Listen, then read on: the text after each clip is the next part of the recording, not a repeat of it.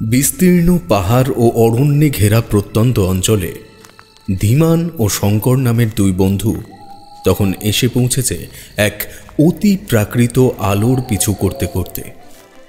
একটা ম্লান খয়েরি আলো। ওরা যতই এগিয়ে যাচ্ছে ততই যেন দূরে সরে যাচ্ছে আলোর উৎসস্থল। দুজনের মধ্যে ধীমানের সাহস তুলনামূলক বেশি। শঙ্করের যে সাহস নেই তা নয়, এমনকি শোবার ঘরের জানলা থেকে শঙ্করই প্রথম আলোটিকে দেখতে পেয়ে ধীমানের দৃষ্টি আকর্ষণ করে। তার উদ্যোগেই কেবলমাত্র একটি হেরিকেন নিয়ে ওরা দুজন বেরিয়ে পড়েছে কৌতূহল ভঞ্জন করতে। তবে জঙ্গলে আসবার পর থেকে শঙ্করের মনে ধীরে ধীরে জমতে শুরু করেছে ভয়ের কালো মেঘ, এবং একই সাথে ধীমানের মনে উত্তরোত্তর ঝাঁপিয়ে উঠেছে কৌতূহলের উত্তাল ঢেউ। শঙ্করের থেকে ধীমান তখন অনেকটাই এগিয়ে গেছে সামনে। তার হাতেই রয়েছে হ্যারিকেন। শঙ্কর একটু জোর গলায় ডাক দিল, ধীমান, আমার মনে হয় আর এগিয়ে যাওয়াটা ঠিক হবে না। আমরা অনেকটা দূরে চলে এসেছি বাড়ি থেকে। চল চল আমরা ফিরে যাই। শঙ্করের কথা শেষ না হতেই সে দেখতে পেল ধীমানের হাতের হ্যারিকেনের আলোটা হঠাৎ দাঁড়িয়ে পড়েছে তার থেকে কিছুটা দূরত্বেই। জঙ্গলের ঝাপটানো গাছের জন্য সে ধীমানকে দেখতে পাচ্ছে না ঠিকই, তবে সে অনুমান করল ধীমান ঠিক কিছু একটা দেখতে পেয়েছে বলেই দাঁড়িয়েছে। শঙ্করের আতঙ্কিত মনটা আরও একটু যেন হালকা হয়ে গেল। কোনো মানুষ ভয় পেলে তার পঞ্চেন্দ্রিয় তীব্রভাবে সক্রিয় হয়ে ওঠে। তখন সে ব্যক্তি এমন এমন শব্দ শুনতে পায় বা এমন এমন উপস্থিতি অনুভব করতে পারে যা সাধারণ অবস্থায় ধরা পড়ে না। শঙ্কর যেন অনুভব করল ধীমান বোধহয় আর সামনে নেই। আলো যেখানে রয়েছে সেখানে কিছু একটা গোলমাল হয়েছে। শঙ্কর একটু দ্রুত পায়ে সেদিকটায় এগিয়ে যেতেই দেখল তার অনুমান একেবারেই নির্ভুল। সেখানে হ্যারিকেনটা আছে ঠিকই, তবে ধীমান সেখানে নেই। তার বদলে শঙ্করের সম্মুখে যা আছে তা হলো মানুষ প্রমাণ গভীর গর্ত, যার প্রকৃতি দেখলে মনে হয় কয়েক মুহূর্ত আগেই এই স্থানের থেকে কোনো একটা বৃহৎ গাছকে উপড়ে ফেলা হয়েছে। গর্তের গর্ভস্থলে শেকড়ের শাখা প্রশাখার ছেঁড়া ছেঁড়া অংশ মাথা তুলে রয়েছে। শঙ্কর ধীমানের খোঁজে একবার চারিদিকে তাকালো, তারপর তাকে ডাকলো সে। ধীমান, ধীমান কোথায় তুই? দেখ, এখন কিন্তু মজা করার সময় নয়। ধীমান! কি? শঙ্কর হঠাৎ চমকে উঠল এক অপার্থিব ব্যাপার লক্ষ্য করে। সে দেখল হ্যারিকেনটি যে স্থানে পড়েছিল সেই জায়গার থেকে যেন কিছুটা এগিয়ে এসেছে তার দিকে। হঠাৎ করেই পরিবেশের গুমোট দমবন্ধ ভাবটা যেন আরো বেড়ে উঠেছে বলে মনে হলো তার। যখন সে দেখল শুধু হ্যারিকেনের স্থান বদল নয়, যে গর্তটির সামনে সে এসে দাঁড়িয়ে পড়েছিল সেটি যেন ক্রমশ চোখের পলকে তার কাছে চলে এলো। তখন শঙ্কর আর নিজেকে ঠিক রাখতে পারল না। মাটির থেকে জ্বলন্ত হ্যারিকেনটি তুলে নিয়ে এক ছুট লাগালো ধীমানদের বাড়ির উদ্দেশ্যে। সে রাতে যখন সে উন্মাদের মতো দৌড়চ্ছে দুশ্চিন্তা, মৃত্যু ভয় ও অপার্থিব আতঙ্ক নিয়ে, তখন তার কানে এসেছিল একটি আজব বাঁশির সুর, যে সুর জীবনের স্বাদ বহন করে না, যার প্রতিটা মোচড়ে, প্রতিটা আলাপে মৃত্যুর করুণ নিনাদ মনের মাঝে ঝংকার তুলে যায়।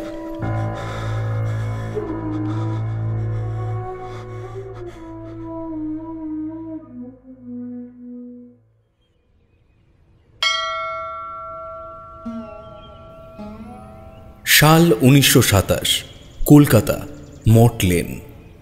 তারানাথ তার নিজ বৈঠকখানায় বসে আকন্দ গাছের ডাল খুঁদে একটি গণেশ মূর্তি তৈরি করছে। এমন সময় তার বৈঠক ঘরের দরজায় এসে উঁকি দিল একটি পরিচিত মুখ।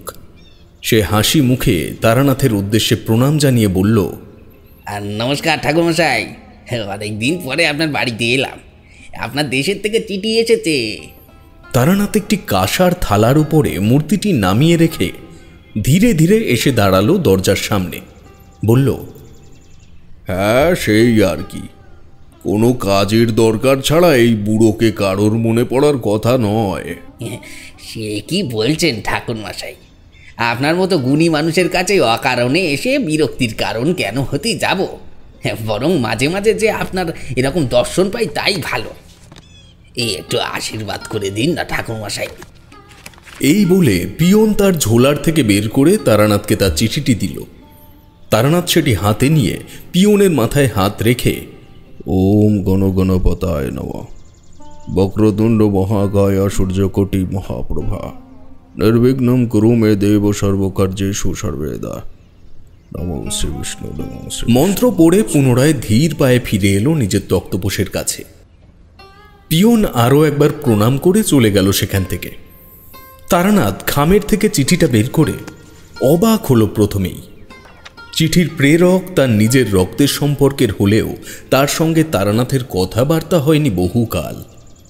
তারানাথ তার পিতা আদিনাথের তৃতীয় সন্তান, যার জন্মের সময় অমর জীবনের কথা মতো আকাশে দেখা গিয়েছিল এক আশ্চর্য নীল উল্কা। তবে তার আগে আদিনাথের স্ত্রী আরও 2 পুত্রের জন্ম দিয়েছিলেন, যথা তার বড় পুত্র অম্বিকানাথ এবং মেজ পুত্র শশীনাথ। এই চিঠির প্রেরক তারানাথের মেজ দাদা শশীনাথ চক্রবর্তী। তারানাথ চিঠিটি বের করে পড়তে শুরু করল।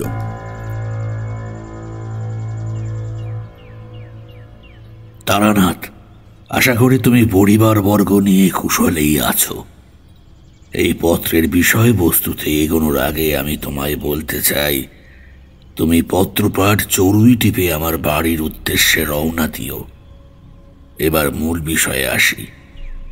আমার একমাত্র ছেলে অর্থাৎ তোমার ভাইপো ধীমান আমার বিহার প্রদেশের এক জমির তদারকি করতে গিয়ে সেখান থেকে নিখোঁজ হয়েছে। তার সাথে তার এক বন্ধু ছিল, নাম শঙ্কর রায়চৌধুরী, আমাদের গাঁয়ের জয়রাম রায়চৌধুরীর ছেলে। সে বাড়িতে এসে যা যা বলেছে তা বিশ্বাসযোগ্য নয়। তবুও আমরা বেশ কয়েকজন মিলে টানা 3 দিন যেখানের থেকে আমার ছেলেটা উধাও হয়েছে সে অঞ্চলে খোঁজাখুঁজি করে এসেছি, কিন্তু কোনো ফল মেলেনি। ওখানকার পুলিশ বিভাগেও ধীমানের বর্ণনা দিয়ে এসেছি, তবে এইভাবে কি আর মনস্থির রাখা যায়? তুমি তো জানো আমাদের পারিবারিক সূত্রে গৃহত্যাগী হয়ে পড়ার মতো ঘটনা ইতিপূর্বে 2 বার ঘটেছে। এক আমাদের ছোট ঠাকুরদা, আর দ্বিতীয় তুমি। আমি কিন্তু ধীমানের মধ্যে তেমন কোনো কিছুর আভাস কোনোদিনও পাইনি।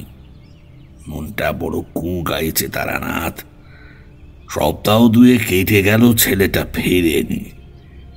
আমাদের খাওয়া দাওয়া ঘুম বন্ধ হয়েছে। তোমার বউঠান শয্যা নিয়েছেন। তুমি অনতি বিলম্বে চলে এসো। এটি আশীর্বাদ, শশীনাথ চক্রবর্তী। তারানাথ চিঠিটা পড়ে তক্তপোষের ওপর নির্বাক হয়ে বসে পড়ল। চরম উত্তেজনার বশবর্তী হয়ে পড়লে মানুষের চিন্তা শক্তি লোপ পায়। তাই তারানাথ কিছুক্ষণ ভেবে নিয়ে ভেতর বাড়ির উদ্দেশ্যে বলল, চারি চারি, আমার কয়েকটা জামা কাপড় গুছিয়ে দে মা, চড়ুই টিপ যেতে হবে তোর মেজ জেঠুর বাড়ি। তারানাথের ডাকে চারি দরজার কাছে এসে দাঁড়িয়েছিল কৌতূহলবশত।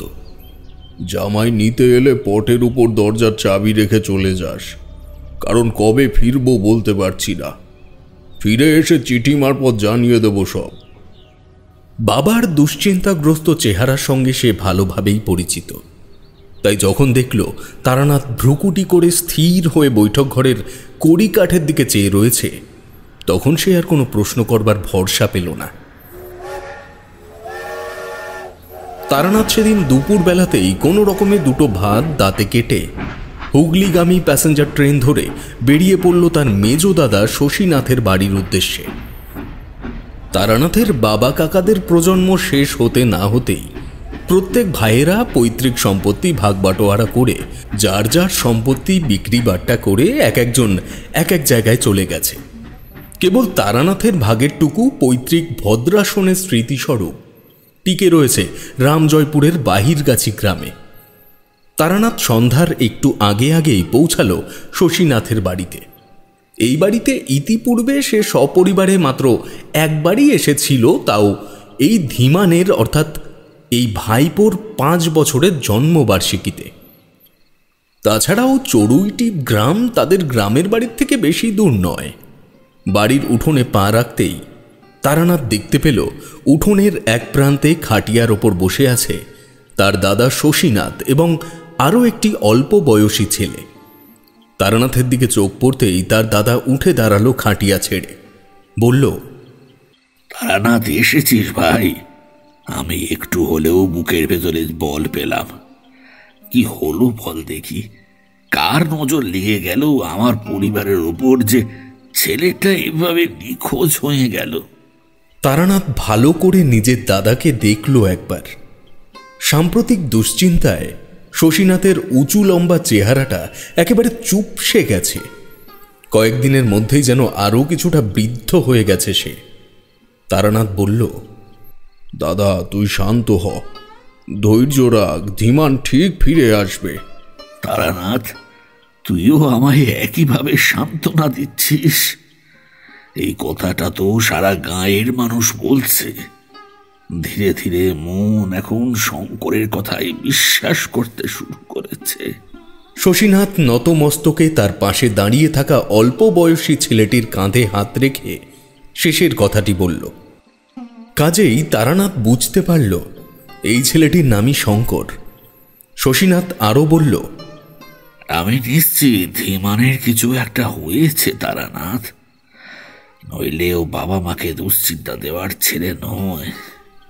তারানাথ এটুকু জানে যে তার পরিবারের অন্য কোনো ছেলে অন্তত সন্ন্যাস নিয়ে গৃহত্যাগী হবে না। কাজেই ধীমানের নিশ্চয়ই বড়সড় কোনো বিপদ হয়েছে, এই সম্ভাবনায় কোনো সংশয় নেই। তারানাথ ছেলেটির দিকে তাকিয়ে বলল, তুমি বুঝি ছিলে ধীমানের সাথে? হ্যাঁ, আমি ছিলাম কাকাবাবু ওর সঙ্গে। বেশ, ওই রাতে কি ঘটেছিল আশা করি তুমি অনেকবার অনেককেই বলেছ, তাই শেষবারের মতো আমাকে কোনো কিছু বাদ না দিয়ে একবার বলো তো দেখি। হ্যাঁ শঙ্কর, তুই বাবা আমার ভাইকে সমস্তটা বল।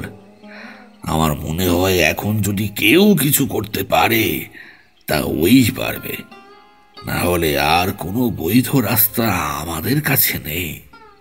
তারানাথ, তোরা বস ওই খাটিয়ার ওপর, আমি তোর বৌঠানকে একবার খবরটা দিয়ে আসি। তারানাথ ও শঙ্কর খাটিয়ার ওপর এসে বসল। শঙ্করের চেহারায় উদ্বিগ্নতা ও উদাসীনতার একটা মিশেল ঘটেছে। এতদিন ধরে এই আজব কাহিনী বলতে বলতে সে নিরাশাগ্রস্ত হয়ে পড়েছে বিস্তর। তবুও তারানাথের সামনে একটা শেষ ভরসা নিয়ে সে বলতে শুরু করল ওই রাতের অভিজ্ঞতার কথা। ধীমানদের ওই জঙ্গলের জায়গাটায় একটা পুরনো বাড়ি আছে। শশী কাকা ওই বাড়িটা সমেত জায়গাটা কিনেছিলেন।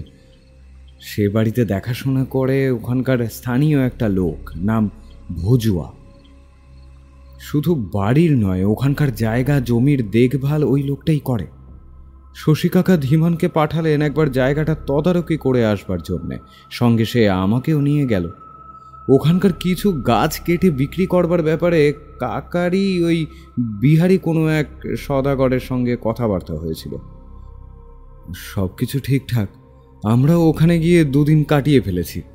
ঠিক ছিল 3য় দিন সকালবেলায় শশী কাকার ঠিক করা গাছ কাটার লোকেরা আসবে, কিন্তু সেদিন সেই কাজ হলো না। কেন? তার আগের দিন মাঝরাতের থেকেই শুরু হয়েছিল তুমুল বৃষ্টি, যে বৃষ্টি গিয়ে থামলো নির্দিষ্ট কাজের দিনের দুপুর বেলার দিকে। ধীমান ঠিক করলো দুপুরে খাওয়ার পরে একবার জঙ্গলের দিকটায় ঘুরে আসবে। টানা বৃষ্টির পরে আকাশ ফেটে যেন কাঁচা রোদ উঠেছে সেদিন। ধীমানের হাতে একটা ছোরা ছিল, সেটা দিয়েই বিভিন্ন লতা পাতা আগাছা কাটতে কাটতে সে এগোচ্ছিল, আর আমি যাচ্ছিলাম তার পিছন পিছন। অবশ্যই এগোচ্ছিলাম একটা নির্দিষ্ট গাছকে লক্ষ্য করে, যে গাছটি ওই বাগান বাড়ির থেকেই দেখা যায় ছায়ার মতন। বোধহয় ওই জঙ্গলের সব থেকে বড় গাছ ওইটি, আমরা ভেবেছিলাম ওই অবধি গিয়ে আবার ফিরে আসবো বাড়ির দিকে। কি গাছ সেটি? সেটা তো ঠিক বলতে পারবো না, কারণ সে গাছ পর্যন্ত পৌঁছানোর আগে আবারও বৃষ্টি শুরু হয় এবং আমরা ফিরে আসি। ওই ব্যাপার নিয়ে ভজুয়ার সাথেও আগে কোনো কথা হয়নি, নিতান্তই স্বাভাবিক ব্যাপার ভেবেই আর কি। সেদিন রাতে শোবার আগে আমরা জঙ্গলের মধ্যে একটা আবছা খয়েরি আলো দেখতে পেলাম, প্রায় দুজনেই একসাথে। তার সাথে সাথে চাপা আলোক উদ্ভাসিত অঞ্চলের মধ্যে দৈত্যের মতন ওই বিরাট গাছটির কালো অবয়বটাও স্পষ্ট দেখেছি। দুজনের সম্মিলিত উদ্যোগেই কৌতূহল ভঞ্জনের জন্য বেরিয়েছিলাম জঙ্গলের মধ্যে কি ঘটছে তা দেখতে। বেশ খানিকটা যাওয়ার পর আমার মনের ভেতরটা কেমন কু ডাকতে লাগলো। বাতাসে মিশেছিল কিসের একটা ফিসফিসে শব্দ, যেন ভীষণ সতর্কতা অবলম্বন করে কারা যেন কথা বলছে দুর্বোধ্য কোনো ভাষায়। আমি জানি না ধীমান সেই শব্দ শুনতে পেয়েছিল কিনা। আমি তাকে অনেকবার বলেছিলাম ফিরে আসার জন্যে। একবার জঙ্গলের মধ্যে ঢুকে যাওয়ার পরে সে দূরের গাছটি আর দেখা যাচ্ছিল না, তবে আমরা অনুমান করে চোখে দেখে যতটা দূরত্ব মেপেছিলাম তার প্রায় কাছাকাছি চলে গিয়েছিলাম আমরা। হাঁটতে হাঁটতে ধীমান একটু এগিয়ে পড়ে, তার হাতে হেরিকেন ছিল। সেই আলোতেই আমিও এগোচ্ছিলাম। হঠাৎ খানিকটা দূরত্বে হ্যারিকেনের আলোটা দাঁড়িয়ে পড়লো দেখে ভাবলাম ধীমানও হয়তো দাঁড়িয়ে পড়েছে, কিন্তু আদতে সে সময় ঘটে গেছে যা ঘটার। কি করে কি হলো জানি না, হ্যারিকেনের কাছে পৌঁছে দেখি ধীমান নেই, বরং যেখান থেকে সে উধাও হয়েছে সেখানে সৃষ্টি হয়েছে একটা বিরাট গর্ত। দেখলে বোঝাই যায় কোনো এক বিশাল গাছ মাটি থেকে উপড়ে গেলে যে গর্ত হয়, অর্থাৎ যেমন গর্তের মধ্যে সদ্য উপড়ে যাওয়া গাছের ছেঁড়া ছেঁড়া শেকড়ের অবশিষ্টাংশ পড়ে থাকে, ঠিক সেই রকম মাটির অবস্থা। আমার অবস্থা কি তখন আর কি করে বলি। কয়েক মুহূর্ত পরেই দূরের হ্যারিকেনের দিকে চোখ পড়তেই দেখলাম সেটি যেন অনেকটা আমার দিকে সরে এসেছে। বুঝলাম সেখানে আর কিছুক্ষণ থাকলে আমি জ্ঞান হারাবো। মাটি থেকে হ্যারিকেন তুলে নিয়ে ছুট দিলাম কাকাবাবু। অবশেষে অজ্ঞান আমি ঠিকই হলাম, কিন্তু বাড়িতে পৌঁছানো মাত্রই। তবে ছুটে যখন বাড়িতে ফিরছিলাম তখন স্পষ্ট একটা বিদঘুটে বাঁশির সুর আমি শুনেছি। এই হলো আমার সেই রাতের অভিজ্ঞতা। শঙ্কর চুপ করে গেল। এর মধ্যে শশীনাথ এসে দাঁড়িয়েছে ওদের মধ্যে। তারানাথ তার দাদার দিকে সপ্রশ্ন দৃষ্টিতে তাকাতে শশীনাথ বললে, আমরা শঙ্করকে নিয়ে ওই ঘটনাস্থলে গিয়েছিলাম তারানাথ। অবাক করা বিষয় হলো শঙ্করের দেখানো জায়গায় গিয়ে না কোনো গর্ত দেখেছি, না পেয়েছি জঙ্গলের মাঝে কোনো বিরাট গাছ। তুই বল এবার কিভাবে ওর কথা বিশ্বাস করি? অথবা যদি মেনেও নেই তাহলে ধীমান আর ফিরে এলো না কেন? দেখ তারানাথ, শঙ্কর আমার ছেলের মতো। ও আর ধীমান ছোট থেকে বন্ধু। শঙ্করের বাবা জয়রামদা আমার খুব ঘনিষ্ঠ মানুষ। ওদের শিক্ষা এবং শঙ্করের সততায় আমার কোনো সন্দেহ নেই। তবে সব কিছুতে বাদ সাধছে অকাট্য যুক্তি। সেটির কোনো অস্তিত্ব শঙ্করের বর্ণনায় পাচ্ছিস কি? তারানাথ চিন্তিত দৃষ্টিতে না বাচক মাথা নাড়ল। তারপর বলল, আমায় একবার সেখানে যেতে হবে দাদা। শঙ্করের কথা শুনে এটুকু বুঝতে পারছি যে যা ঘটেছে তা যুক্তি বা বুদ্ধির বাইরে। অনুমান একটা করছি আমি, তবে সেখানে না যাওয়া পর্যন্ত নিশ্চিত হতে পারছি না। তবে এটুকু আমার উপর ভরসা করতে পারো যে আমি যেভাবেই হোক ধীমানের খবর না নিয়ে ফিরব না। শশীনাথের দুই চোখ চিকচিক করে উঠল। আশান্বিত কণ্ঠে বলল, তারানাথ, তুই বললি যে তুই কিছু অনুমান করতে পারছিস। কি সেই অনুমান? তারানাথ নিচু গলায় বলল, যা অনুমান করেছি তা মোটেই ভালো নয় দাদা। সৃষ্টির আদিকাল থেকেই দুই ধরনের শক্তির আবির্ভাব, এক প্রলয়ঙ্করী শক্তি আর এক মিত্র শক্তি। এখন যা অবস্থা, মিত্র শক্তির আশ্রয় আমাদের নিতে হবে। শশীনাথের চেহারায় পুনরায় দুশ্চিন্তার কালো মেঘ ঘনিয়ে এলো। বলল, মিত্র শক্তির দেবতা কে? জানি না দাদা, দেবতাদের আবার কোনো গোত্র আছে নাকি? তবে তার আশ্রয় গ্রহণ করলে দুর্ঘটনার কবল থেকে মুক্তি পাওয়া যায়। তোমাদের আশীর্বাদ থাকলে নিশ্চয়ই আমি কিছু একটা করতে পারবো বলে আমার ধারণা। বৌঠানের অবস্থা চিন্তা করলেও আমার গলাটা শুকিয়ে আসছে দাদা। আমরা দেরি করব না দাদা, কালকেই বেরিয়ে পড়ব। আমরা বলতে তাহলে আমাকেও যেতে হবে তোর সাথে? তুই যদি বলিস আমি আরো 2-1জনকে নিয়ে নিতে পারি। তারানাথ মাথা নেড়ে বললে, না না, তোমায় কোথাও যেতে হবে না, আর না কাউকে জোগাড় করে দিতে হবে। তুমি বৌঠানের সঙ্গে বাড়িতেই থাকো, আর বাড়ির মেয়েদের বলো পুজো আর আরাধনা চালিয়ে যেতে। আমি শঙ্করকে নিয়ে সেখানে যাব, ও তো চেনেই। দেখি ভগবানের কি ইচ্ছে। সেই রাতে তারানাথ ও তার দাদা দুজনের কেউই চোখের পাতা এক করতে পারেনি। বেশিরভাগ সময়ই অল্প কিছু কথোপকথনের পর নিজেরাই আবার চুপ হয়ে গেছে কয়েক ঘন্টার জন্য। এক কথায় গোটা বাড়ির প্রত্যেকটা মানুষের মনে দুশ্চিন্তার সমুদ্র উত্তাল ঢেউ তুলেছে, তা বলাই বাহুল্য। সে ঢেউয়ের থেকে মাথা জাগিয়ে নিঃশ্বাস নেওয়ার মতো ক্ষমতা কারোর হচ্ছে না। পরদিন সকাল হতেই শঙ্করকে সঙ্গে নিয়ে তারানাথ বেরিয়ে পড়ল বিহারের নালন্দা জেলার উদ্দেশ্যে। গোটা দিন ও রাত ট্রেনে কাটিয়ে পরদিন সকালবেলায় তারা নামল নালন্দা স্টেশনে। এখান থেকে জিপে করে অথবা ছোট লরিতে চেপে যেতে হবে শৈলগঞ্জ গ্রাম পর্যন্ত। তারপর আর গাড়ি যায় না, কারণ তারপর থেকে শুরু হয় গৃধাকূট পাহাড়ের পাথুরে পাদদেশ বিশিষ্ট দুর্গম পথ। ওরা যাত্রীবাহী লরিতে চেপেই যাত্রা শুরু করল। রাস্তার দুপাশে ব্রিটিশদের হাতে তৈরি বিরাট বিরাট ইমারত যেন ঘন সবুজের মধ্যে নেহাতি বেমানান লাগছে তারানাথের কাছে। গাড়িটি গদাই লস্করি চালে এগিয়ে চলেছে সভ্যতা ছেড়ে প্রাচীন প্রকৃতির উদ্দেশ্যে। ঘণ্টা 2 পরে গোটা 10 ঝুপড়ি বাড়ি সম্পন্ন অঞ্চলের কাছাকাছি এসে গাড়িটা থেমে গেল এবং সকলে একে একে নামতে শুরু করল। অর্থাৎ এখানেই প্রযুক্তির সঙ্গে যোগাযোগ সম্পূর্ণ ত্যাগ করতে হবে।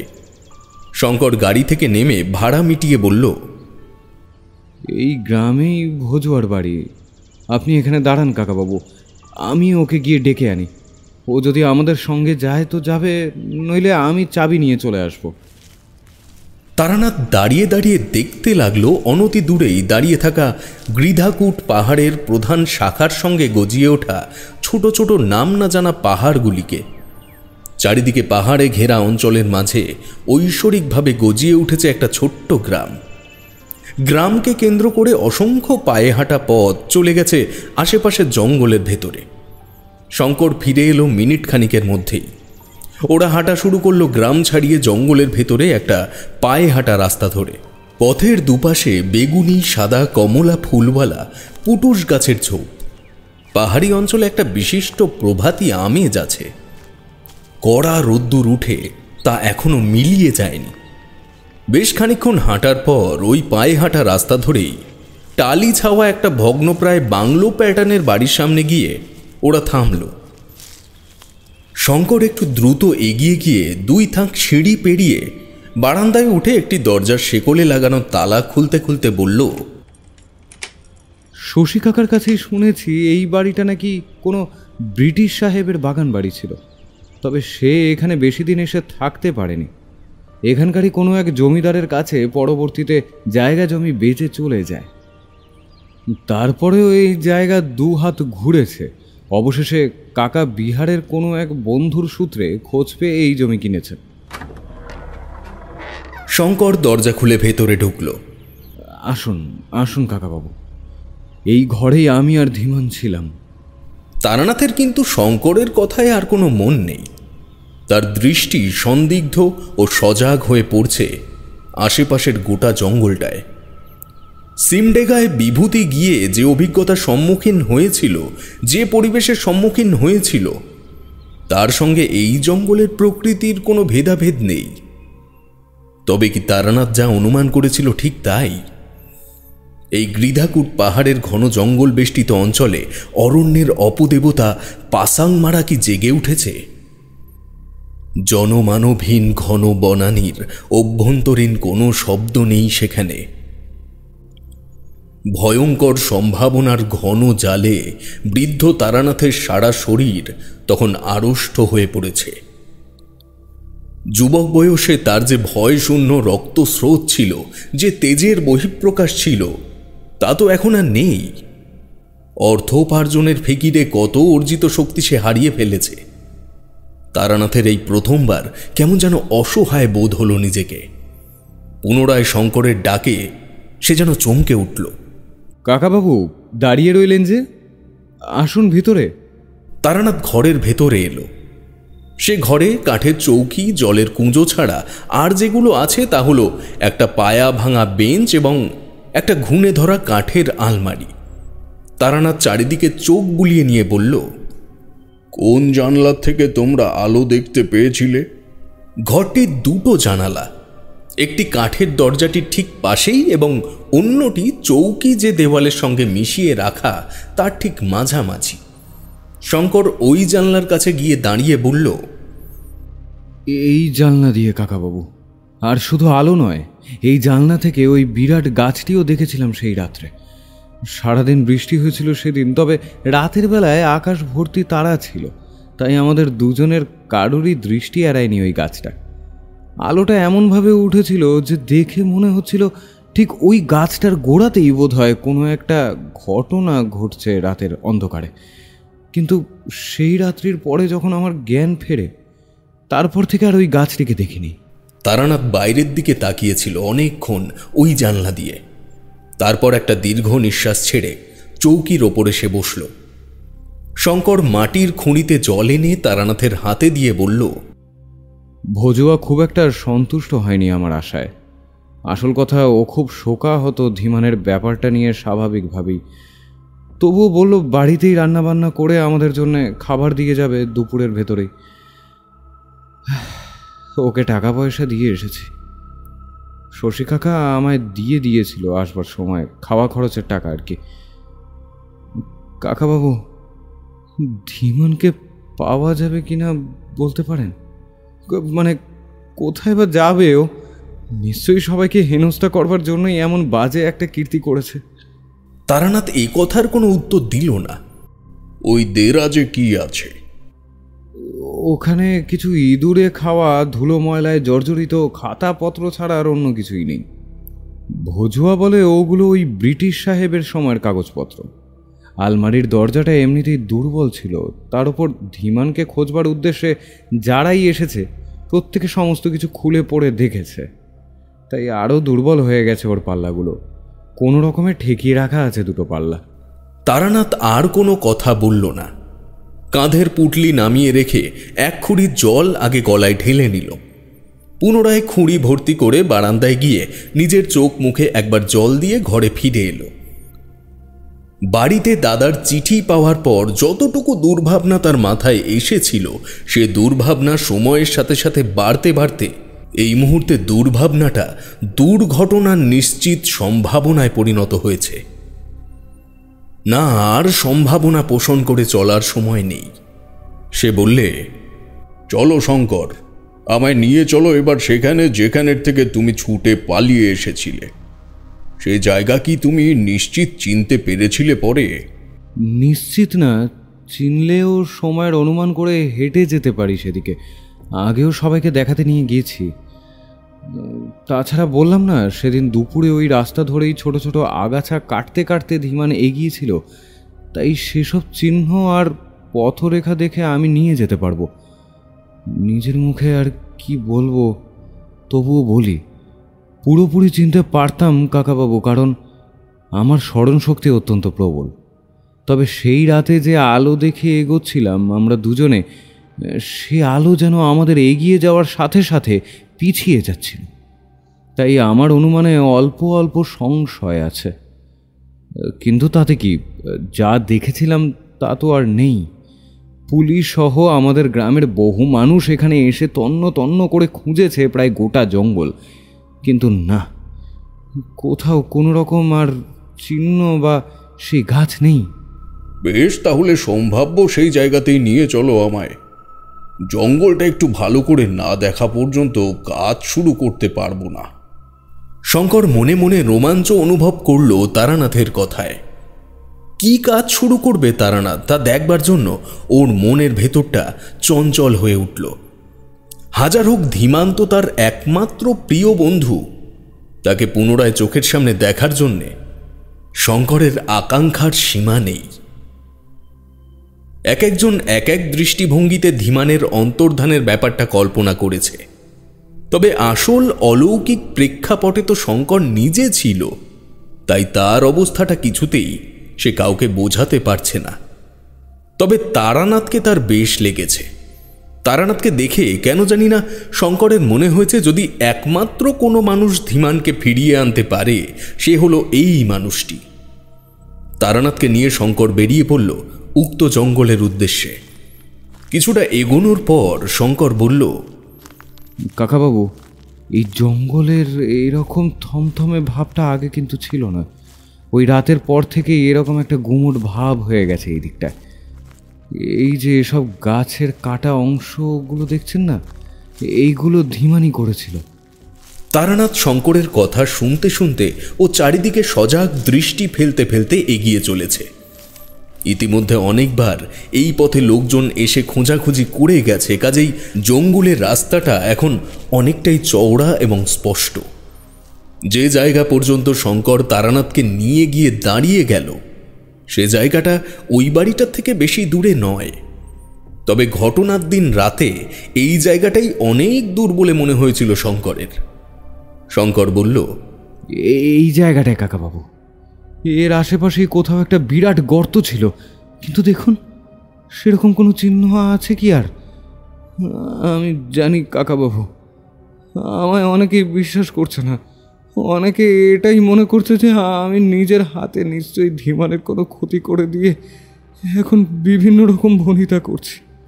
তারানাথ শঙ্করের কাঁধে হাত রেখে বলল, আমি তোমায় বিশ্বাস করছি শঙ্কর। তোমার চোখে যে সততা রয়েছে তা যে তুমি চাইলেও আড়াল করতে পারবে না শঙ্কর। কিন্তু আমি যে নিজেকে আশ্বাস দিতে পারছি না কাকাবাবু, কারোর সামনে প্রকাশ করতে পারছি না ঠিকই, তবে আমার মা বাবা দুজনেই গোটা দিন কান্না করে মরছে। বাবার বয়স হচ্ছে, গ্রামে একটা সুনাম আছে তার, তবে তবে আমার জন্যে ওই দুটো মানুষ একেবারে শেষ হয়ে যাচ্ছে কাকাবাবু। তুমি দেখতে চাও যে কেন আমি তোমায় এক কথায় বিশ্বাস করেছি? শঙ্কর উৎসুক দৃষ্টিতে তারানাথের দিকে তাকালো। তারানাথ চোখ বুজে ভূত প্রেত পিচাসচ্চ রাক্ষসাদুষ্ট চেতস সর্বেতে প্রলয়ং যত্তি বিশ্বমিত্রস্য প্রসাদত, এই মন্ত্র উচ্চারণ করা মাত্রই হঠাৎ পাশের একটি গাছের থেকে পাখির ডাক ভেসে এলো। সেই রাতের পর থেকে যে গুমোট ভাবটা পরিবেশের সাথে মিশে ছিল তা যেন নিমেষেই এই মন্ত্র বলে মিলিয়ে গেল আশ্চর্যভাবে। শঙ্করের মনের বিস্ময়ে মহাকাশ ছুঁয়েছে। সে চারিদিকে উদ্ভ্রান্তের মতো চাইছে দেখে তারানাথ বলল, এবার বিশ্বাস হলো যে তোমার এতে কোনো দোষই নেই। এই জায়গাটা ভালো নয় শঙ্কর, এই অঞ্চল অন্য কারোর অধীনে। শঙ্কর অবাক হয়ে বলল, কার অধীনে? কার অধীনে এ প্রশ্নের কোনো উত্তর হয় না। পৃথিবীতে কিছু কিছু জায়গা মানুষের, কিন্তু কিছু কিছু জায়গা মানুষের নয়। মানুষের অধিকারের বাইরে গিয়ে সেই জায়গায় পা রাখলে সব কিছু শেষ হয়ে যায়। এই জায়গা বসবাস উপযুক্ত নয় বলেই কেউ এখানে থাকতে পারেনি। বিদেশি সাহেবের কাগজপত্রগুলো একবার দেখতে হবে, হয়তো সেখানের থেকে কিছু পাওয়া গেলেও যেতে পারে। চলো ফিরে যাই এবার বাসায়। নতুন করে এখানে আর কোনো ক্ষতি হবে না মানুষের, এই ব্যাপারে নিশ্চিত। তবে এখানকার কোনো জিনিসে গাছপালায় এমনকি গাছের পাতায় পর্যন্ত হাত দেবে না শঙ্কর। এটা পাসাং মারার অঞ্চল। শঙ্কর বিস্মিত হয়ে ভ্রুকুটি করে বললে, পাসাং মারা? সেটা কি? আমি যতদূর জানি তার কোনো বাহ্যিক অবয়ব নেই। মাটির তলায় মহাপাতালে তার বসবাস। আমি অনুমান করতে পেরেছিলাম প্রথমেই তোমার মুখে ঘটনার বর্ণনা শুনে, আর এখানে এসে মন্ত্র উচ্চারণের পরে যখন দেখলাম পরিবেশ আবার আগের মতো হয়ে গেছে, তখন নিশ্চিত হলাম জঙ্গলের ফাঁকে ফাঁকে গোপন দৃষ্টি ফেলে লুকিয়ে থাকা পাসাং মারার অনুচরেরা সব আবার ফিরে গেছে মাটির তলার অন্ধকারে। মাটির দিকে তাকিয়ে দেখো, এদিকে ওদিকে ছোট ছোট সাপ বা ইঁদুরের গর্তের মতো গর্তের সৃষ্টি হয়েছে, যেগুলো কিছুক্ষণ আগেও ছিল না। শঙ্কর তারানাথের দৃষ্টি অনুসরণ করে দেখল তার কথায় কোনো ভুল নেই। যুক্তিতর্কের সমস্ত ঘেরাটোপকে ছাপিয়ে গিয়ে সত্যি ভূপৃষ্ঠের ওপর তৈরি হয়েছে গর্তের মেলা। ভয়ার্ত কণ্ঠে শঙ্কর জিজ্ঞেস করল, তাহলে ধীমানের কি হয়েছে কাকাবাবু? ধীমানের হদিশ পেতে গেলে কালন্তম ভ্রম প্রক্রিয়া করতে হবে। এটাকে সোজা ভাষায় সময়চক্র বলা চলে। যেহেতু তুমি নিজের চোখে দেখোনি ধীমান কোথায় গেছে, সেহেতু সেই দৃশ্যটিকে আর একবার ফিরিয়ে আনার সুযোগ তৈরি করতে হবে। সেটাও কি সম্ভব কাকাবাবু? তুমি খানিকক্ষণ আগে যে ঘটনার সম্মুখীন হলে তা কি সম্ভব ছিল? শঙ্কর কিছু একটা বলতে গিয়েও চুপ করে গেল। চলো এবার ফিরি বাসায়। ওরা বাড়িটার কাছাকাছি যখন এলো, তখন শঙ্কর দেখল ভজুয়া গামছায় বাঁধা খাবারের ঝোলা নিয়ে বারান্দায় উঠছে। তারানাথ ও শঙ্করের মিলিত পদশব্দে স্থানীয় বৃদ্ধের দৃষ্টি তাদের দিকে পড়ল। গিয়েছিলাম সেই জায়গায়। তুমি কি এইমাত্র এলে নাকি? জি বাবু, এলে এখানে আপনাদের রাতের খাবার আছে, খেয়ে নেবেন। হ্যাঁ, আর কাল যদি থাকেন তাহলে একটা খবর দিয়ে আসবেন। ধীমানের কোনো একটা নিশ্চিত খবর না পাওয়া পর্যন্ত আমরা এখানের থেকে যাব না ভজুয়া। তারানাথের এই কথা শুনে ভজুয়া যেন একটু উদাসীন দৃষ্টিতেই তার দিকে চাইল। কিছু মুহূর্তের নিস্তব্ধতার পর চোখ সরিয়ে নিয়ে সে বলল, আচ্ছা বেশ, যতদিন না আপনারা আছেন আমি খাবার দিয়ে যাব। আজ আমি আসি। দাঁড়াও ভজুয়া, তোমার সঙ্গে আমার কিছু কথা আছে। ভজুয়া থমকে দাঁড়ালো, তারপর একটু ইতস্তত করে বলল, আজ কি কথা বলবেন? সময় তো অনেক হয়ে গেল, আমার বাড়িতে ফিরতে হবে সন্ধ্যার আগে। জানেন তো বাবু, গ্রাম অনেকটাই দূরে। না না, আমি তোমায় আটকে রাখছি না, এই 2-3টে প্রশ্ন করব মাত্র। এসো ঘরে এসো। শঙ্কর ঘরের দরজা খুলে দিলে ওরা তিনজনেই প্রবেশ করলো ভেতরে। তক্তপোষে বসে তারানাথ জিজ্ঞেস করল, তুমি তো জানো সেই রাতে এখানে কি হয়েছে। ধীমান আমার নিজের দাদার একমাত্র ছেলে। তাকে হারানোর পর প্রত্যেকের অবস্থা মর্মাহত। তুমি যদি কয়েকটা কথা আমায় জানিয়ে একটু সাহায্য করো, তাহলে আমি কিছুটা নিশ্চিত হতে পারবো। বলুন বাবু, আমি কি সাহায্য করতে পারি? বজুয়া, এখানে ধীমানের মতো আর কেউ কখনো নিরুদ্দেশ হয়েছে? প্রশ্ন শুনে সে চুপ করে রইল। তারানাথ বলল, দেখো, তুমি যদি মিথ্যে বলতে চাও বা কিছু আড়াল করতে চাও, তবে আমাদের কিছু করার থাকবে না। যেটুকু বলবে সত্যি বলবে, এটাই চাইবো ভজুয়া। বাবু, আমি নিজে ধীমান বাবাকে বারণ করেছিলাম এই জঙ্গলের সাথে ছেড়খানি না করতে। এমনকি এটাও বলেছিলাম যেন বাড়ি ফিরে গিয়ে তার বাবাকে বলে যে এখানে গাছ কাটা হবে না।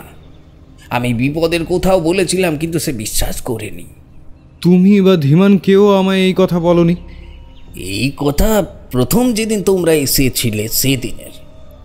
তুমি সে সময় বাড়িটা ঘুরে ঘুরে দেখছিলে। ধীমান বাবা সব শুনে বিশ্বাস তো করলোই না, উল্টে उसने बोला এসব কথা যেন তোমার সামনে না বলি, তোমার মনে যেন ভয় না ধরিয়ে দিই। আমি গরিব মানুষ বাবু, এই বাড়িতে এর আগে যত লোক এসেছে আমি ছাড়া কেউ এখানে এসে কাজবাজ করেনি। সবাই ভয় পায়, ডরতে হে সব লোক ইস জঙ্গল সে। গ্রামের মানুষ জায়গাটাকে এড়িয়েই চলে। গৃধাকুট পাহাড়ের অনেকটা অঞ্চল পাসাং মারার দখলে। সে জঙ্গলের দেবতা, জঙ্গলের কোনো ক্ষয়ক্ষতি সে মেনে নেবে না। এর আগে এবারই 3 বার বিক্রি হয়েছে, 4 বিঘা জঙ্গল সহ, কিন্তু ভাগ্যগুণে এর আগের 2 বার কেউ এসে এখানে থাকেনি। তবে একেবারে প্রথমবার এক ব্রিটিশ সাহেব এখানে এসেছিল, তখনও আমি তার কাজ করেছি। বয়স তখন আমার অনেক কম। ওনাকেও আমি একই কথা বলেছিলাম, উনিও শোনেননি। জানি না আমার ভাষা বুঝতে পেরেছিলেন কিনা। ফালমন সাহেব নাম ছিল তার, পেশায় ছিলেন চিত্রকর। খুব সুন্দর ছবি আঁকতেন তিনি। রান্না করে দিতাম, তার মুখে রুচলে পিঠে হাত দিয়ে সাবাসে দিতেন, নইলে মাথা নেড়ে না বলে দিতেন। কিসের ছবি আঁকতো ফালমন সাহেব? 2-1টা দেখেছি বাবু। জঙ্গলে সারাদিন ঘুরতেন, আর রাতের বেলায় বা দিনের বেলায় যখন মর্জি হতো ছবি আঁকতেন। ফুল, গাছ, পাহাড় এসবের ছবি। তবে একদিন হঠাৎ সকালে কাজে এসে দেখি উনি আর ঘরে নেই। গলা উঁচু করে ডাকলাম অনেকবার, কিন্তু কোনো সাড়া পেলাম না। সেই যে গেলেন, আর এলেন না বাবু। গাঁয়ে গিয়ে বললাম সাহেব নিজের দেশে ফিরে গেছে, কিন্তু আসলে বোধ হয় তা নয়। জিনিসপত্র ছেড়ে কেউ বাড়ি ছেড়ে চলে যায় কি? এর মধ্যে আমি একটা দোষ করেছি বাবু। গরিব মানুষ, পেট চলে না আমার, তাই করেছি। বাবুর কিছু টাকা ছিল দেরাজে, সেগুলো তখন আমি নিয়েছিলাম। আর তার আঁকা ছবিগুলো? সেগুলো আমি আর দেখিনি বাবু, তা দেরাজেই ছিল। ওসব নিয়ে আমি কি করব বলুন? আচ্ছা ঠিক আছে বজুয়া, তুমি এবার ফিরে যাও। এই কথাগুলো জানিয়ে তুমি খুব সাহায্য করলে। ভজুয়া ফিরে যাচ্ছিল, দরজার সামনে হঠাৎ দাঁড়িয়ে পড়ে প্রশ্ন করল, আজ যেন জঙ্গলটা স্বাভাবিক হয়ে গেছে মনে হচ্ছে। এ তো তাড়াতাড়ি তো পাসাং মারা ঘুমোয় না। শঙ্কর তারানাথের মন্ত্র পড়ে সব স্বাভাবিক করে দেওয়ার ব্যাপারটা বলতে যাচ্ছিল। তারানাথ চোখের ইশারায় তাকে থেমে যেতে বলল। ভজুয়া কথাটি বলে কয়েক মুহূর্ত দাঁড়িয়ে থাকার পর চারিদিকে সন্দিগ্ধ দৃষ্টি ফেলতে ফেলতে চলে গেল। তারপর তারানাথ বলল, এসব লোকের সামনে কোনো রকম অলৌকিক বা দৈবিক কিছু বললেই সে গোটা গ্রামে গিয়ে ব্যাপারটা চড়াও করবে, তাতে আমরাই বিপদে পড়ব। গ্রাম শুদ্ধ লোক এসে তাবিজ কবজের জন্য ভিড় জমাবে। যাই হোক শঙ্কর, যাও তো, দেরাজের থেকে কাগজের অবশিষ্টাংশগুলো বের করে নিয়ে এসো তো। শঙ্কর গিয়ে জড়াগ্রস্ত দরজার পাল্লা দুটো সাবধানে খুলে ফেলে তার ভেতর থেকে বের করে আনলো এক তাড়া জীর্ণ কাগজের তাড়া। কাগজগুলি চারিদিক থেকে ইঁদুরে খাওয়া হলেও মাঝের অংশটুকু এখনো ব্রিটিশ চিত্রকরের আশ্চর্য শিল্পকলার ইতিহাস বহন করছে। মেঝেতেই রাখো, এসো নিচে বসে দেখি। শঙ্করের মনে বারংবার একটা কথা আসছিল, সেটা হলো তারানাথ এমন দুর্বিষহ অবস্থাতে কি করে এতটা নিজেকে শান্ত রাখতে পারছে।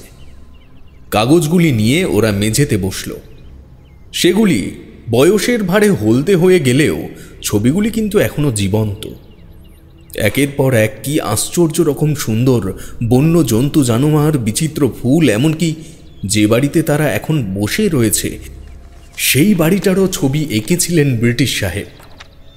এই বাড়িটির ছবির কাগজটি সরিয়ে দেওয়ার পর থেকেই যে ছবিগুলি বেরোতে শুরু করল তা একটু ভিন্ন ধরনের। শঙ্কর প্রথমে বুঝতে পারল না যে ঘন জঙ্গলের মধ্যে দিয়ে সরু পথ চলে গেছে এমন বর্ণনা বিশিষ্ট বেশ কয়েকটা ছবি চিত্রকর কেন এঁকেছিলেন। এদিকে তারানাথের চোখ ধীরে ধীরে তীক্ষ্ণ হয়ে উঠছে। সে বলল, পরের ছবিগুলো দেখি শঙ্কর। শঙ্কর তারানাথের চোখের দিকে তাকিয়েই বুঝে গেল আসলে সে কিসের সম্ভাবনা বোধ করছে। এবার যে ছবি বেরিয়ে এলো তাতে শিল্পীর হাতে ফুটে উঠেছে এক মেঘ বাদলার রাতের ছবি। সে ছবিতে শুধু জঙ্গলের দৃশ্য নয়, সে ছবিতে আছে দুজন মানুষ। একজন লাল চুলো ব্রিটিশ সাহেব, হয়তো ফালমন সাহেব এই চরিত্রটির মাধ্যমে নিজেকে বোঝাতে চেয়েছেন, আর ঠিক তার পাশে একটি হ্যারিকেন নিয়ে দাঁড়িয়ে রয়েছে ভজুয়া। এটা যে ভজুয়া তাতে কোনো সন্দেহ নেই, কারণ ওরকম ধনুকের মতো বেঁকে পড়া মেরুদণ্ড এবং মাথায় বাঁধা গামছাই নিশ্চিত করে দিচ্ছে তার অবয়বকে। ছবিতে তারা দুজনে একটি গাছের সামনে দাঁড়িয়ে রয়েছে, তার কাণ্ড শাখা প্রশাখা বিশাল আকায়। শঙ্করের মনে হলো সে এবং ধীমান নিশ্চয়ই এই গাছটাই দেখেছিল ওই ঘরের জানলা থেকে। তারানাথ নিচু গলায় বলল, ভজুয়া তার মানে সবই জানত, সে আমাদের সম্পূর্ণ সত্যি কথা বলেনি। আচ্ছা, এর পরের ছবিটা দেখি। শঙ্কর ওই পৃষ্ঠাটি সরাতেই তারানাথের চোখ গোল গোল হয়ে গেল। এই কাগজে কেবল দাঁড়িয়ে রয়েছে একটি গাছ শূন্য আকাশের তলায়। ব্রিটিশ সাহেব নিশ্চয়ই এই অঙ্কনের মাধ্যমে গাছটির কোনো বিশেষত্ব তুলে ধরতে চেয়েছিলেন, তবে সেসব কিছু বুঝে ওঠার প্রয়োজন পড়ল না তারানাথের। তার মনে পড়ে গেল ষোড়শী চাটুর্যের বৈঠক ঘরে রাম গাঙ্গুলির মুখে শোনা তার মামার বাড়ির ওই ঘটনার কথা। সেখানেও যে রাম গাঙ্গুলি এই গাছটির কথা উল্লেখ করেছিল তাতে কোনো সন্দেহ নেই। এমন একটি গাছ যার কাণ্ড সোজা উঠে গিয়ে অনেক ওপরে গিয়ে তার শাখা প্রশাখা ছাড়ে। গাছের পাতাগুলি থালার মতো গোল গোল, আর এই গাছের নাম বুদ্ধ নারকেল। এটাই তো সেই জায়গা, অর্থাৎ বিহার ও মধ্যপ্রদেশের কিছু কিছু জায়গায় এই বুদ্ধ নারকেল গাছ দেখা যায়। ভূত প্রেত ডাইনির দল এই গাছের নিচে নিজেদের চাতর বসায় কিছু বিশেষ বিশেষ সময়ে। অনেক দূরের কোনো অঞ্চল থেকে গাছ চালিয়ে নিয়ে আসে তারা, এবং চাতরের পরদিন আবার সেই গাছ মাটির থেকে উপড়ে নিয়ে তারা ভেসে চলে যায়। সুতরাং শঙ্কর, ধীমান এবং ওই ব্রিটিশ সাহেব যে গাছ দেখেছিল তা যে এই ভয়ঙ্কর গাছ, তাতে কোনো সন্দেহ আর নেই। এবং আরও একটি ব্যাপারে তারানাথ এবার নিশ্চিত হয়ে গেল যে এই গাছ সেই অঞ্চলেই দেখা যায় যে অঞ্চলগুলি পাসাংমারার অন্তর্ভুক্ত। সিমডেগায় বিভূতি, সার্বিয়ার সাহেব, তাদের মেজকর্তা সহ যারা যারা তাদের কোম্পানির কাজে গিয়েছিল প্রত্যেকেই স্বপ্নে এই গাছ দেখেছিল, তা বিভূতি তারানাথকে ফিরে এসে বলেছে। অর্থাৎ বুদ্ধ নারকেল গাছ এক কথায় অমঙ্গলের অন্যতম সূচক। তারানাথ ধীরে ধীরে তার দৃঢ়তা হারিয়ে ফেলছে বলে তার মনে হলো। এই প্রথমবারের জন্য তার মনে হলো সঙ্গে বিভূতি অথবা কিশোরী থাকলে একটু হলেও বুক বল বাড়ত। তাকে অনেকক্ষণ চুপ করে থাকতে দেখে শঙ্কর বলল, কাকাবাবু কিছু ভাবছেন? আপনাকে দেখে মনে হচ্ছে আপনি এই ছবি দেখে আরো বেশি দুশ্চিন্তাগ্রস্ত হয়ে পড়েছেন। দুশ্চিন্তাই বটে। জানি না দাদা বৌঠানের কোলে আর ফিরিয়ে দিতে পারবো কিনা ধীমানকে। ধীমান বোধহয় আর নেই। শঙ্কর উদাস দৃষ্টিতে তারানাথের দিকে তাকালো ঠিকই, কিন্তু মুখে কোনো কথা বলল না। কারণ সে বা তার গ্রামের লোকজন কোথাও না কোথাও এই ব্যাপারটাকে অনিচ্ছা সত্ত্বেও মানতে শুরু করেছিল ইতিমধ্যেই। তবুও তারানাথের সান্নিধ্যে এসে তার এই ধারণা সম্পূর্ণ মুছে গিয়েছিল। তার মনে হয়েছিল এই মানুষটি যেভাবেই হোক ধীমানকে ফিরিয়ে আনবেই। খানিকক্ষণের নীরবতার পর শুকনো গলায় শঙ্কর বলল, তাহলে এখন উপায় কাকাবাবু? আপনিও কি হাল ছেড়ে দিলেন? না, তুমি খেয়ে নাও, আমি উপোস থাকবো। দিনের আলোটা নিভলেই কালান্ত ভ্রমের প্রক্রিয়ায় বসবো আমরা। শঙ্কর এই সিদ্ধান্তের প্রত্যুত্তরে কিছু বলল না। তবে এই মানসিক অবস্থা নিয়ে কি আর খাওয়ার ইচ্ছে থাকে? তবুও হাত মুখ ধুয়ে অল্প দুটো খেয়ে দুজনেই সন্ধ্যা নামবার অপেক্ষা করতে থাকল। তারানাথ ইতিমধ্যে একটি কাজ করেছে। ঘরের মেঝেতে তার পুঁটলি থেকে এক কৌটো সিঁদুর বের করে তা মন্ত্রপুত করে একটা বৃত্তাকার গণ্ডি তৈরি করেছে। অন্ধকার নামবার পর ওরা দুজনেই ওই গণ্ডির ভেতরে এসে বসল। তারানাথ বলল, শোনো, যাই হয়ে যাক আমার চোখের থেকে চোখ সরাবে না। মন শান্ত রাখো আর মনে মনে সেই রাতের পটভূমিটা চিন্তা করো। নাও শঙ্কর, আমার চোখের দিকে তাকাও। শঙ্কর স্থির দৃষ্টিতে চেয়ে রইল তারানাথের চোখের দিকে। কয়েক মুহূর্তের মধ্যেই ওর চোখ দুটি পরিণত হলো একটা অন্য জগতে প্রবেশ করবার জানালায়। যে জগৎ শুরু হচ্ছে শঙ্করের মনে চলতে থাকা ধীমানের অন্তর্ধানের রাতের ঘটনা থেকেই। ও দেখতে পাচ্ছে সেই দৃশ্য যখন ধীমান ও শঙ্কর ওই আশ্চর্য আলোক লক্ষ্য করে জঙ্গলের মধ্যে এগিয়ে চলেছে। কিছুটা দূরে গিয়ে শঙ্কর একটু দাঁড়িয়ে পড়েছে, কিন্তু ধীমান এগিয়ে গেছে অনেকটা দূরে।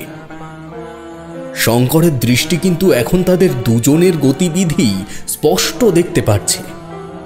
সেদিন যে শঙ্কর ধীমানকে আর দেখতে পায়নি, সেই শঙ্কর আজ দেখতে পারছে ধীমান দাঁড়িয়ে রয়েছে একটা বিরাট গাছের কাণ্ডের সম্মুখে।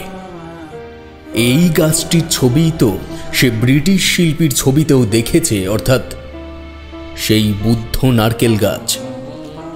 শঙ্কর দেখতে পেল ধীমান তার হাতের হ্যারিকেনটি নামিয়ে রেখে গাছটির ওপরে কিছু একটা দেখতে দেখতে এগিয়ে গেল খানিকটা। পরক্ষণেই ঘটল একটা অপার্থিব ঘটনা। ওই গাছটির কাণ্ডের থেকে নির্গত হলো অজস্র ছায়া জগতের শীর্ণ হাত। সেগুলি নিমেষের মধ্যে ধীমানকে দৈত্যাকার সাপের মতো পেঁচিয়ে ধরে চোখের পলক ফেলার মধ্যেই গাছ উপড়ে নিয়ে চলে গেল সেই স্থান থেকে। সেই মুহূর্তেই ওই জায়গায় তৈরি হলো একটা বিরাট গর্ত। তারানাথ চিৎকার করে উঠল, ফিরে এসো, ফিরে এসো শঙ্কর। তারানাথ বুঝতে পেরেছিল এভাবে আরও কিছুক্ষণ শঙ্করকে রাখলে সে জ্ঞান হারাতে পারে, উপরোক্ত আরও খারাপের দিকেও চলে যেতে পারত। শঙ্করের সম্পূর্ণ প্রকৃতিস্থ হতে ঘণ্টাখানেক সময় লাগল, তবুও সেই মুহূর্তেই সে কিছু বলার ক্ষমতা পেল না। প্রচণ্ড জ্বর চলে এলো তার। তারানাথ নিজেই তাকে বিশ্রাম করতে বলে তার সেবা করল মাঝ রাত পর্যন্ত। ধীরে ধীরে একটু সুস্থ হলে শঙ্কর জানালো সব কিছু, যা যা সে দেখেছে একেবারে পুঙ্খানুপুঙ্খ। তারানাথ বুঝল আর কোনো উপায় নেই ধীমানকে ফিরিয়ে আনবার। পাসাং মারার অনুচর ওই বুদ্ধ নারকেল গাছ নিয়ে গেছে ধীমানকে সঙ্গে করে। খালি হাতে সে যাবে কি করে তার দাদার কাছে? কি করে বলবে যে তাদের একমাত্র ছেলে চলে গেছে না ফেরার জগতে? তবে এই ঘটনা যে আরও মাসখানেক পরে অন্য মোড় নেবে তা জানত না ওরা কেউই। তারানাথের জীবনের অন্যতম কষ্টের দিন ছিল সেটা, যেদিন সে চড়ুইটিপ গ্রামে গিয়ে শঙ্করকে রেখে তার দাদাকে শূন্য হস্তে রেখেই মটলেনে ফিরেছিল। মাসখানেক বাদে এক বুধবারের দিন দুপুরবেলায় তারানাথ যখন পুজো দিয়ে মধ্যাহ্ন ভোজনের জন্য ভেতর বাড়িতে যাচ্ছে, তখন হন্তদন্ত হয়ে তার বাড়িতে প্রবেশ করল বিভূতি। বৈঠক ঘরের সামনে এসে হাঁক পাড়ল সে, ঠাকুরমশাই, ঠাকুরমশাই বাড়িতে আছেন? তারানাথ বিস্মিত হয়ে বেরিয়ে এলো বাইরে। এ কি হয়েছে? তুমি এমন হাঁপাচ্ছ কেন? ঠাকুরমশাই, ঠাকুরমশাই, আপনাদের বংশসূত্রে ধীমান চক্রবর্তী নামের কেউ আছে। চড়ুইটিপ গ্রামে বাড়ি। বংশলতিকা অনুযায়ী তার ছোট কাকার নাম বলছে তারানাথ চক্রবর্তী, অর্থাৎ আপনি। তারানাথের মস্তিষ্কে উত্তেজনার পারদ চড়ে উঠল। সে বলল, হ্যাঁ, আমার দাদার শশীনাথ চক্রবর্তীর ছেলে ধীমান চক্রবর্তী। কেন কেন কি হয়েছে বিভূতি? ঠাকুরমশাই, সিমডেগায় যে কাহিনীর কথা আপনাকে বলেছিলাম না, আপনি তো সবটাই জানেন। সেখানকার আমাদের কোম্পানির ওভারসিয়ার জলধর পণ্ডা অফিসের অ্যাড্রেসে ট্র্যাঙ্ক কল করেছিল আজকেই কিছুক্ষণ আগে। এই ছেলেটিকে নাকি উদ্ধার করেছে সিমডেগার গ্রামবাসীরা। তারপর তাকে নিয়ে আসা হয়েছে বীরমিত্রাপুরে জলধর পণ্ডার বাড়িতে। যেহেতু সেখানকার গ্রামের মানুষজন জলধরকেই মোড়ল হিসেবে মানে, তার মুখেই সব জেনে শুনে জলধর কোম্পানিতে ট্র্যাঙ্ক কল করেছে। ছেলেটি নাকি নিজেও বলতে পারছে না যে সে কিভাবে সেখানে পৌঁছলো। তারানাথ চোখের জল আর ধরে রাখতে পারল না। সে জানে এই অলৌকিকতার উত্তর সে এখনই মেলাতে পারবে না, তবে যে অসম্ভব সম্ভব হয়েছে তার প্রাপ্তির আনন্দ যে স্বর্গতুল্য সেটা বলার অপেক্ষা রাখে না। তারানাথ চোখ চেপে ধরে বিভূতিকে বললে, তুমি আমায় নিয়ে যেতে পারবে সেখানে? আমি নিজে গিয়ে ধীমানকে ফিরিয়ে আনতে চাই। বিভূতির কাছে ব্যাপারটা তখনও স্পষ্ট না হলেও তারানাথের চোখে জল দেখে সিদ্ধান্ত নিতে সে এক ফোঁটা দেরি করল না। বলল, আজ রাতেই আছে রাউরকেল্লা এক্সপ্রেস। আমি আমার এক বন্ধুকে বলে টিকিট করিয়ে নিচ্ছি ঠাকুরমশাই, আপনি তৈরি হয়ে নেবেন। হ্যাঁ, বলে বিভূতি দ্রুত বেরিয়ে পড়ল সেখান থেকে। টিকিট করে নিয়ে অফিসে গিয়ে আরও একবার ট্র্যাঙ্ক কল করে জলধরকে জানিয়ে দিল যে সে যেন ধীমানকে নিয়ে স্টেশনেই অপেক্ষা করে। ওই রাতেই দুজনে বেরিয়ে পড়ল ধীমানকে ফিরিয়ে আনতে। গোটা রাস্তায় তারানাথ বিভূতিকে শোনালো ধীমানের সাথে ঘটে যাওয়া সমস্ত ঘটনা। অবশেষে যখন তারা পৌঁছলো তখন ধীমানকে দেখা মাত্রই তারানাথ দু হাত তুলে তাকে জড়িয়ে নিল নিজের বক্ষ মাঝে। ধীমান তার নিজের কাকাকে দেখতে পেয়ে নিজের বেদনা চেপে রাখতে পারল না। ওই দিনই বিকেলের ট্রেনে শূন্য কামরায় বসে যখন তারা তিনজন ফিরছে আবার কলকাতার উদ্দেশ্যে, তখন তারানাথ জিজ্ঞেস করল, তুই এখানে এলি কি করে ধীমান? কিছু বলতে পারবি? ধীমান বলল, ওখানে যে গাছটি শেষ দেখেছিলাম, এখানে অর্থাৎ সিমডেঙ্গা এসে সেই গাছটির পাশেই আমার জ্ঞান ফিরল। জ্ঞান ফেরার পর দেখলাম একটা ঘন জঙ্গলের মাঝে আমি পড়ে রয়েছি। প্রথমে ভেবেছিলাম আমি গৃহাকুট পাহাড়ের পাশে ওই জঙ্গলে আছি, কিন্তু পরক্ষণেই যখন দেখলাম আমার পাশে হ্যারিকেন নেই, শঙ্কর নেই, উপরন্ত রাতের থেকে ইতিমধ্যেই দিনও হয়ে গেছে, তখন বুঝলাম কিছু একটা গোলমাল হয়ে গেছে এর মধ্যে। ঠিক তখনই চোখে পড়ল কিছুটা দূরেই একটা বড় পাথর খণ্ডের ওপরে বসে রয়েছে একটা লোক। মুখে তার কেমন একটা হাসি লেগে রয়েছে বলে মনে হলো। আমি উঠে দাঁড়াতে দাঁড়াতেই সে আমার পাশে এসে দাঁড়ালো। লক্ষ্য করলাম তার হাতে রয়েছে একটা কঞ্চির মতন ছোট লাঠি। আমায় বলল, চলো তোমায় গ্রামে পৌঁছে দিই, বাড়ি থেকে অনেক দূরে চলে এসেছো, এবার বাড়ি ফিরতে হবে তো। আমি তার পরিচয় জিজ্ঞেস করতে সে বলল, আমায় তুমি চিনবে না। তোমার বাবার বাবা অর্থাৎ আদিনাথ চক্রবর্তী যখন ছোট ছিলেন তখন আমি তোমাদের গ্রামের বাড়িতে গিয়েছিলাম।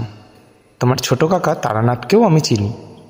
ভাবলাম লোকটা পাগল নাকি, দাদুর ছোটবেলায় আমাদের বাড়িতে গেছে, তাহলে এখনও এমন কম বয়সের সে হয় কি করে? তারপরেও তোমাকেও সে চেনে বলল। তা শুনে আমি আরও অবাক হলাম।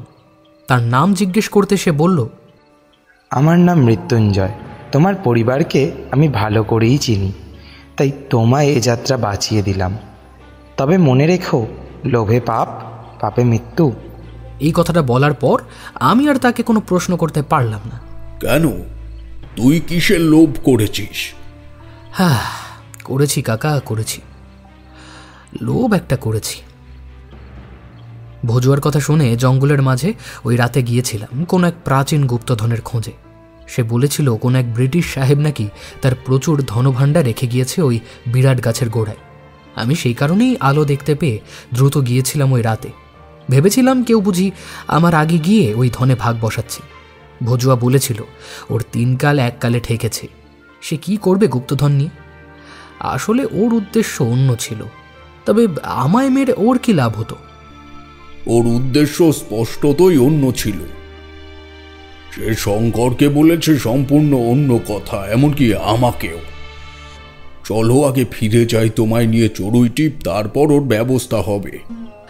কিন্তু এই মৃত্যুঞ্জয়কে আর তোমাকেই বা কি করে চেনে? তারানাথ ও বিভূতির মধ্যে একবার চোখ চাওয়াচাই হলো। তারানাথ বলল, সে অনেক বড় কাহিনী, তোমায় পরে বলবো সব। চড়ুই টিপে যখন তারানাথ ধীমানকে নিয়ে ফিরে এলো তখন গোটা গ্রাম এক হয়ে গেছে। সকলে আনন্দে, কৌতূহলে, বেদনায় চোখের জলে ভেসে পড়েছে। তারানাথ সকলকে জানিয়েছিল সমস্ত ঘটনার বিবরণ। শশীনাথ নিজে গিয়ে ভজুয়াকে পুলিশের হস্তাধীন করে এলো সপ্তাহখানেকের মধ্যেই। ভজুয়ার বয়ান অনুযায়ী তাদের গ্রামের মানুষের সুস্থতা ও স্বাভাবিক জীবিকা বজায় থাকার কামনায় সে প্রতি 2 বছর অন্তর ওই বাড়ির থেকে একজনকে নিয়ে পাসাং মারা চরণে ভোগ দিত। শশীনাথের বন্ধুকেও প্রায় হাতে পায়ে ধরিয়েই তাকে দিয়ে এই জায়গাটা কিনিয়েছিল ভজুয়া। এর আগেও 2 বার এরকম করেই বিভিন্ন লোকের মাধ্যমে এই জায়গা কিনিয়েছে, মানুষ মেরেছে এবং বিক্রিও করিয়েছে। এভাবে সে চালিয়েছে তার দুষ্ট চক্র। যাই হোক, সে যাত্রায় ধীমান বেঁচে গেল মৃত্যুঞ্জয় তথা অমর জীবনের জন্য। পাসাংমারা এক অঞ্চল থেকে গাছ চেলে নিয়ে পড়ল গিয়ে তার অন্য এক অধীনস্থ জায়গায়। এই বাংলার বুকে আরও কত পাসাং মারার অধীনস্থ পাহাড়ি অঞ্চল আছে তার হিসেব নেই। তবে বুদ্ধ নারকেল গাছ দেখলে সেটাকে এড়িয়ে যাওয়াই মনস্থ করেছে ঘটনা মধ্যস্থ প্রত্যেকেই। এসবের পর আরও 2 বছর কেটে গেল। এক অক্ষয় তৃতীয়ার দিন সকালবেলায় তারানাথ যখন কর্মশূন্য অবস্থায় উদাস মনে তার মটলেনের বাড়ির দাওয়ায় বসে আছে, তখন চড়ুইটিপ গ্রামের ধীমানের বন্ধু সেই শঙ্কর এলো তার বাড়িতে। এতদিনে সে একজন বলিষ্ঠ যুবকে পরিণত হয়েছে। তারানাথ কিন্তু তাকে এক দেখাতেই চিনতে পারল। শঙ্কর তারানাথের চরণ ছুঁয়ে বলল, কাকাবাবু, বাবার শরীরটা খুব খারাপ যাচ্ছে কদিন যাবৎ। এতদিন একটা পাটের কলে কাজ করছিলাম, কিন্তু বাবা চায় না আমি সেখানে কাজ করি। আপনাদের আশীর্বাদে ভগবান মুখ তুলে চেয়েছে বোধহয়। দূর সম্পর্কের এক আত্মীয়ের মাধ্যমে একটা চাকরি জুটেছে রেল কোম্পানিতে। আশীর্বাদ করবেন যেন সফল হই কাকাবাবু। তারানাথ শঙ্করের চোখের দিকে কিছুক্ষণ তাকিয়ে রইল, তারপর বলল, দেখতে পাচ্ছি প্রচুর অর্থ নিয়ে দেশে ফিরবে তুমি। আমার তরফ থেকে আশীর্বাদ রইল শঙ্কর। আচ্ছা, চাকরি নিয়ে কোথায় যাচ্ছ? Mombasa, Africa.